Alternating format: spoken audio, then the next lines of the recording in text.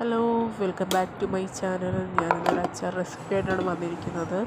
നാരങ്ങ ഈന്തപ്പഴ അച്ചാറാണ് തയ്യാറാക്കാൻ പോകുന്നത്. അതിനായി ഞാനിവിടെ ഫ്ലെയിം ഓൺ ചെയ്തതിന് ശേഷം വെള്ളത്തിൻ്റെ ഈർപ്പം ഒട്ടും തന്നെ ഇല്ലാതെ ഒരു മീഡിയം സൈസിലുള്ള ഉരുളിയാണ് എടുത്തിട്ടുള്ളത്. അതിലേക്ക് ആവശ്യത്തിനായിട്ടുള്ള നല്ലെണ്ണ ചേർത്ത് കൊടുത്തിട്ടുണ്ട്. എണ്ണ നന്നായി ചൂടായി വന്നതിന് ശേഷം കടുക് ഇട്ട് കൊടുത്തിട്ടുണ്ട്. കടുകെല്ലാം നന്നായി പൊട്ടി വന്നിട്ടുണ്ട്. അതിലേക്ക് ആവശ്യത്തിനായിട്ടുള്ള ഇഞ്ചി വെളുത്തുള്ളി ചേർത്ത് കൊടുത്തിട്ടുണ്ട്. ഇഞ്ചിയുടെയൊക്കെ ആ ഒരു പച്ചമണം മാറുന്നത് വരെ ഒന്ന് ഇളക്കി കൊടുക്കുക. അതിലേക്ക് പച്ചമുളക് കറിവേപ്പില ചേർത്ത് കൊടുത്തതിന് ശേഷം ഒരു ഗോൾഡൻ കളർ ആകുന്നത് വരെ ഇളക്കി കൊടുക്കുക. അതിലേക്ക് എരിവിന് ആവശ്യത്തിനായിട്ടുള്ള മുളക് പൊടി,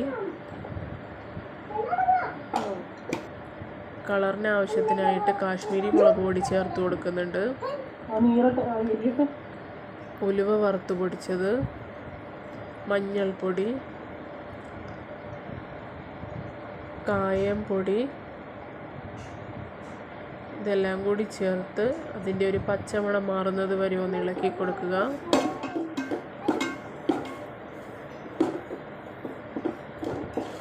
പച്ചമണമൊക്കെ മാറി നന്നായി ചൂടായി വന്നിട്ടുണ്ട്.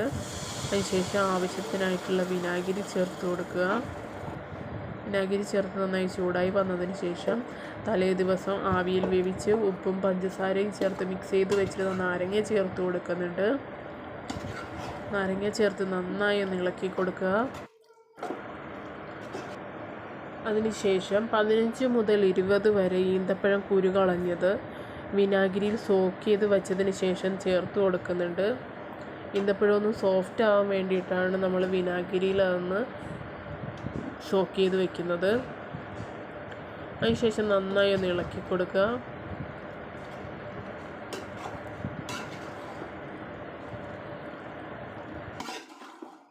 ഇടയ്ക്കിടയ്ക്ക് ആദ്യ വന്നതിനെ വിളിക്കുന്നുണ്ട്. അവൻ നല്ല പോലെ ഉറക്കം വരുന്നുണ്ട്. ചെറിയൊരു കോൾഡ് ഉണ്ട് ആൾക്ക്. അടുത്തതായി ഞാൻ ചേർക്കുന്നത് എരിവ് ബാലൻസ് ചെയ്യാൻ ടേസ്റ്റിന് വേണ്ടിയിട്ട് കുറച്ച് ശർക്കരയാണ്.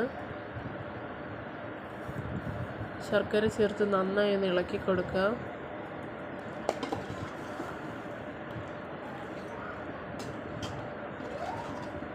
കുറച്ചുകൂടി ഉപ്പ് ചേർത്ത് കൊടുക്കുന്നുണ്ട്.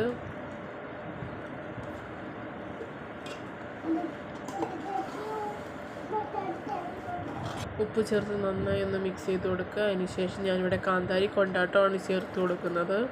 കൊണ്ടാട്ടം ചേർത്ത് ഇളക്കി നല്ലപോലെ ഒന്ന് ചൂടായി വന്നതിന് ശേഷം നമുക്ക് ഫ്ലെയിം ഓഫ് ചെയ്യാം. നമ്മുടെ നാരങ്ങ ഈന്തപ്പഴ അച്ചാർ ഇവിടെ റെഡി ആയിട്ടുണ്ട്. തീർച്ചയായും എല്ലാവരും ഇതൊന്ന് ട്രൈ ചെയ്ത് നോക്കണം. അപ്പോൾ ഓക്കെ, ബൈ.